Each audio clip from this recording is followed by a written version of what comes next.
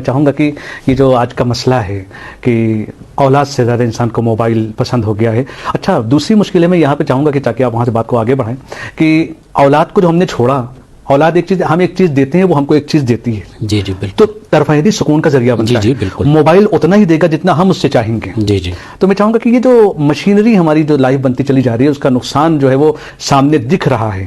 اس نقصان اور ساتھ سے راہ حل کو بھی آپ بیان کریں. اگر دیکھیں یہ سب محسوس کر رہے ہیں جی. کہ ہم مشین کی عادت میں مبتلا ہو چکے ہیں, ایڈکشن ہو چکا ہے. ٹھیک ہے, موبائل ایڈکشن اس وقت بہت بڑی بیماری ہے اور اس کے راہ حل کے لیے لوگ جاتے ہیں ڈاکٹرز کے پاس, ماہرین نفسیات کے پاس, ان سے مشورے لیتے ہیں کہ ہم کس طریقے سے اس موبائل سے آزاد ہوں.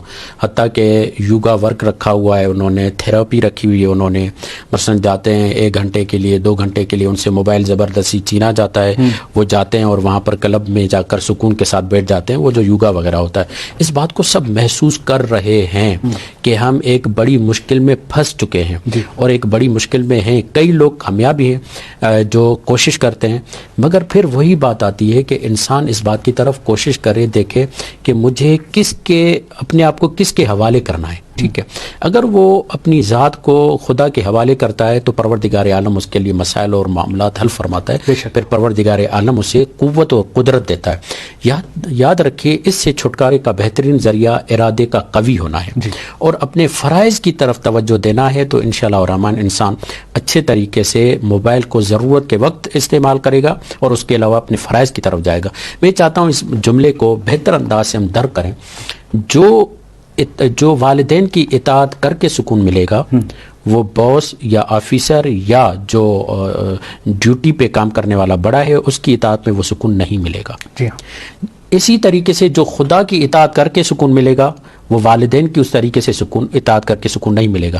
یعنی میں سمجھانا یہ چاہ رہا ہوں والدین کی اطاعت بھی ضروری ہے, خدا کی اطاعت بھی ضروری ہے اور باس کی اطاعت بھی آفس کی حد تک ضروری ہے. اب اگر یہ آدمی یہ کہے کہ میں باس کی اطاعت کر رہا ہوں, اب گھر آ کے والدین کی بھی اطاعت کروں, یہ تو نہیں کروں گا, میں بغاوت میں اتر جائے, تو اس کی زندگی خود اپنے خلاف کھڑی ہو جائے گی, اس کی فطرت خود اس کے خلاف کھڑی ہو جائے گی. اسی طریقے سے ایک آدمی مثلا ایک ماں ہے جو اور بچوں کو پالتی ہے اور بچے اس سے اس طریقے سے سکون نہیں دے سکتے جس طریقے سے اس کے اپنے بچے سے سکون دے سکتے ہیں. اگر پالنا ہی معیار ہوتا تو بہت ساری ایسی مائیں ہیں جو کرائے پر لی جاتی ہیں, وہ اگر بچوں کو پالتی ہیں اور اس کے بہت سارے مسائل. میں ایک بات ہمیشہ کہتا رہتا ہوں کہ اگر دنیا میں کچھ نہ ہوتا, صرف ماں ہوتی تو اللہ کو پہچاننے کے لیے وہ کافی تھی. بالکل ایسا ہی لیکن اولاد ماں باپ کو درک نہیں کر پاتی. جی اصل میں اولاد ماں باپ کو درک نہیں کر پاتی, یا جب درک کرتی ہے تو بہت دیر ہو جاتی ہے. ٹھیک ہے, 2 چیزیں ہیں نا, ایک ماں کا بطن ہے, ایک باپ کا ذہن اور دماغ ہے. ماں اگر 9 ماہ پیٹ میں رکھتی ہے تو باپ پوری زندگی ذہن میں رکھتا ہے بچے کو. یعنی ماں نے صرف 9 ماہ پروان چڑھایا ہے پیٹ میں, مگر باپ پوری زندگی اپنے ذہن میں بچے کو پروان چڑھاتا ہے. آج ہی ایک مدد کے ساتھ میں فیس بک پہ تھا تو ایک کسی نے پکچر شیئر کی ہوئی تھی کہ باپ دھوپ میں جلتا ہے, ماں چولہے پر جلتی ہے, تب کہیں جا کر اولاد پلتی ہے. تو یہ واقعاً ایک وہ چیز ہے. لیکن آج ہمارے سماج میں جو واقعاً, میں ابھی کچھ دن پہلے اپنے گھر میں ذکر کر رہا تھا کہ اگر دنیا میں تو ہر رشتہ کسی نہ کسی مقصد کے تحت ہے. خدا نہ کرے یہ ماں باپ کی جو محبت ہے یہ بھی کہیں تجارت نہ بن جائے. ایک یہی رشتہ ہے جس نے انسانیت کو بچا کر رکھا ہے. دیکھیں اس خطرے کی طرف اگر آپ جہاں پر ہم بیٹھے ہوئے ہیں اگر آپ نے غور کیا ہو تو بچے پیدا کرنے کی رغبت کم کیوں ہوئی ہے پتہ ہے؟ اس لیے کہ وہ صرف مٹیریلسٹک ہو کر سوچتے ہیں. مثلا پہلے بچے جو پیدا کیے جاتے تھے نا, ایک امید یہ ہوتی تھی کوئی نہ کوئی بچہ میرا سہارا بنے گا. اب یہاں آپ کسی سے پوچھے کہا یہ بچہ میرا کوئی سہارا تھوڑی بنے گا کہ میں اس کو پیدا کروں اور اس کو دنیا میں لاؤں. یعنی خود یہ بھی ایک ذہن جو ہے اس ذہن کو ختم کرنا اور اس فکر کو مارنا, یہ بھی بہت بڑی یعنی وجہ بنتی ہے کہ لوگ بچوں کی پیدائش کی طرف نہ بڑھیں. مگر سچی اور حقیقی محبت جو ماں باپ سے ملتی ہے وہ تو کہیں سے بھی ملتی نہیں.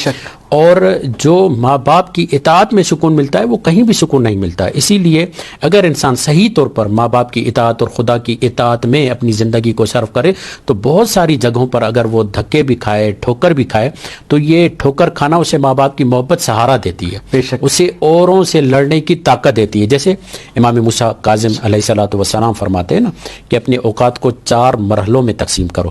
ایک عبادت کے لیے رکھو, ایک دوستوں کے لیے رکھو, ایک جو ہے رزق حلال کے لیے رکھو, ایک سیر و تفریح کے لیے رکھو. اور پھر امام یہ فرماتے ہیں سیر و تفریح کے وقت کے لیے اور اوقات کے لیے اپنے اندر توانائی تمہیں ملے گی, اپنے اندر یعنی یہ ان اوقات کے لیے تکیہ مل جائے.